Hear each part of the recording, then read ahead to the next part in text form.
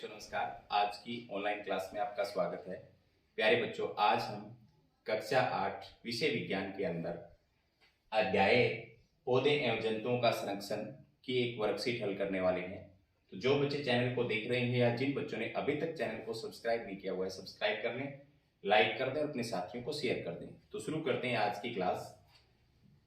आज की क्लास का जो पहला प्रश्न है आप अपनी स्क्रीन पर देख सकते हैं। पहले प्रश्न में आपसे पूछा है, संकटापन प्रजाति का विवरण किस पुस्तक में मिलता है। तो प्यारे बच्चों, किस पुस्तक में मिलता है? रेड डाटा पुस्तक होती है। तो रेड का मतलब लाल होता है। तो यहां पर ऑप्शन नंबर 3 इसका बिल्कुल सही हो जाएगा। ठीक है, आगे है, भारत का प्रथम आरक्षित वन कौन सा है? भारत का प्रथम आरक्षित वन कौन सा है? नीलगिरी, नंदा देवी, मेघालय, सतपुड़ा। तो कौन सा यहाँ पर? सतपुड़ा है। ठीक है, इसके बाद में आगे चलते हैं। एक टन लिखा हुआ यहां पर टन है। एक टन कागज बनाने के लिए कितने पेड़ काटे जाते हैं? तो कितने पेड़ काटे जा सकते हैं? 17। तो यहां पर 17 इसका राइट आंसर हो जाएगा। दूसरा ऑप्शन, विशाल क्षेत्र जहां पर्यावरण संरक्षित होता है क्या कहलाता है? विशाल क्षेत्र की अगर बात आ गई तो वहां पर कौन सा आ जाएगा? जैव मंडल आ जाएगा।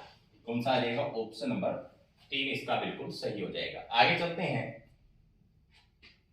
विश्व उष्णन के कौन सी गैस उत्तरदायी है? विश्व उष्णन क्या होता है? अगर हवा हमारे वायुमंडल में कार्बन डाइऑक्साइड की मात्रा बढ़ जाती है तो कार्बन डाइऑक्साइड एक ग्रीन हाउस गैस है, वायुमंडल का तापमान बढ़ा देती है, जिससे पूरे विश्व का तापमान बढ़ जाएगा। तो उसे विश्व उष्णन कहते हैं। कौन सी गैस उत्तरदायी होगी? Carbon dioxide. तो गलत लिखा हुआ, इसको ऐसे लिखना है, CO2। आगे चलते हैं। इसके बाद नेक्स्ट, पंचमंडी जैव मंडल संरक्षित क्षेत्र का प्राणी नहीं है। तो नीलगाय भी है, चिंकारा भी है, चित्तल भी है, तो बालू नहीं है। कौन सा नहीं है? बालू जो होता है वो पंचमंडी जैव मंडल आरक्षित क्षेत्र के अंदर नहीं पाया जाता। आगे है, कागज का पुनः चक्रण कितनी बार किया जा सकता है? ओहो, ये तो ऑप्शन ही सारे गलत हो गए। तो इसका मैं ऐसे ही बता देता हूं, 5 से 7 बार हम कर सकते हैं। कितनी बार कर सकते हैं? 5 से 7 बार। इसके बाद में है, बाघ परियोजना कब लागू हुई थी? कब लागू हुई थी? 1 अप्रैल 1973 को। कब लागू हुई थी?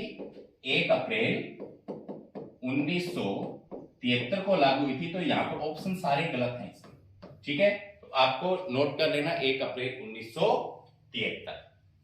इसके बाद में आगे चलते हैं। राष्ट्रीय वन नीति कब लागू हुई थी? तो राष्ट्रीय वन नीति जो लागू हुई थी प्यारे बच्चों 1952 के अंदर हुई थी। कब हुई थी? 1952। तो तीसरा ऑप्शन इसका बिल्कुल सही हो जाएगा। आगे, गिर राष्ट्रीय उद्यान कहां स्थित है? तो ये है गुजरात के अंदर। कहां पर है? गुजरात के अंदर। ऑप्शन नंबर 3 इसका बिल्कुल सही हो जाएगा।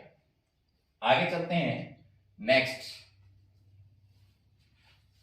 वनों की कटाई का पौधों और जानवरों के जीवन पर क्या प्रभाव पड़ेगा?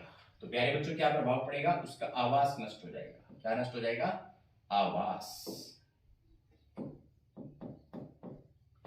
आवास नष्ट करने से जीवन संकट में पड़ जाएगा। जीवन संकट में आ जाएगा। ऐसे लिखो, छोटा सा काम चल जाएगा। ठीक है, आगे है, संकटापन और विलुप्त प्रजाति में क्या अंतर है? तो प्यारे बच्चों, इसको मैं बोलकर बता देता हूं। वे प्रजाति जो एक निर्धारित स्तर से कम हो रही है उन्हें क्या कहते हैं? संकटापन। विलुप्त प्रजाति का मतलब क्या? जो आज धरती पर नहीं है। जैसे डायनासोर की बात करें तो डायनासोर क्या एक विलुप्त प्रजाति है। विश्व उष्णन क्या है समझाओ? तो विश्व उष्णन क्या है? वनोन्मूलन के कारण से हमारे वायुमंडल में, वायुमंडल के अंदर कार्बन डाइऑक्साइड की मात्रा लगातार बढ़ रही है।